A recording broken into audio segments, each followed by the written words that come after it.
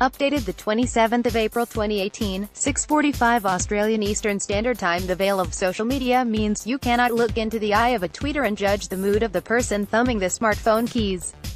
So we can't say that NRL chief executive Todd Greenberg was, like Peter Finch in the movie Network, as mad as hell and couldn't take it anymore when he created his. What we do know is that the NRL boss was looking for a way to short-circuit the relentless and often contrived negativity that has stifled his competition's growth. Greenberg tweeted his appeal to the game's better instincts in response to yet another typically hysterical, mindless and self-serving attack on the NRL's rules crackdown. The NRL's great sin had been to insist players who are supposed to retreat 10 meters before the play the ball actually retreated 10 meters. Even worse, referees had penalized players who had illegally restricted the ball player. The horror. As a result, penalty counts grew faster than the national debt and there were unusual delays. But, as any open-minded, agenda-free observer could see, the crackdown was required to implement an overdue correction. With their ears ringing from the constant whistling, players would eventually retreat the full 10 meters, tacklers would release the ball player faster and the game would flow better than before.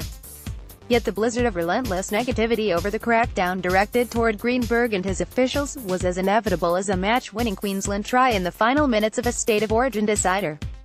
It came not just from the most ignorant and parochial fans, but from those in the media whose self-appointed role is to forensically examine all elements of an excellent sport in search of perceived faults and declare the game to be in perpetual crisis. So Greenberg either took it upon himself, or took the advice of a media minder, and bypassed the usual Monday morning doorstop by talking directly to the fans with a simple message. Those players, administrators, fans, volunteers and more reasonable members of the media who understand the damage decades of this relentless and often contrived crisis had done to the sport.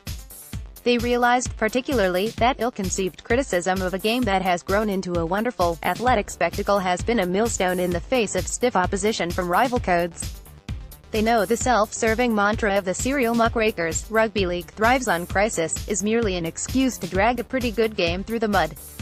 There's good reason to question the hashtag. Of course, predictably, Greenberg's ignorantly or perhaps mischievously, some in the media decided.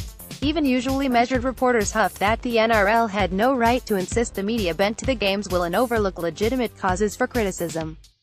Never mind that some of these reporters have had no problem tailoring their copy to the agendas of valued sources or their media outlets. This is, of course, patently true. There is good reason to question Greenberg's hashtag on the grounds that the NRL has too often created or overlooked systemic problems that required harsh scrutiny. Good luck talking up the NRL's decision to register Matthew Lodge this season despite his failure to pay the toll for his New York rampage, or allegations of domestic assault. Although perversely, some in the NRL media still manage to do just that. Similarly, there are many very good reporters exposing areas such as salary cap rorting and other behavioral, administrative and on-field issues that cannot and should not be glossed over with a hashtag or even a smiley face emoji. As the custodians of the game, the generously paid Greenberg and his new chairman Peter Beattie deserve the most rigorous scrutiny. As some reporters have stated, to fail to hold the game to account is to fail the fans who have a large financial and emotional investment. While the rules crackdown was justified, the worst mistakes of officials will also attract understandable scrutiny. In that regard, it was refreshing that the NRL immediately admitted the mistake in awarding a try to Dragons winger Nene McDonald on Anzac Day. But, again, for members of the NRL media to suddenly channel their inner Woodward and Bernstein and claim they are being censored completely misses the point of the. It was an appeal to fans and others who love the game to ignore the very worst indulgences of the crisis merchants, a term, incidentally, coined in this column and borrowed by Greenberg.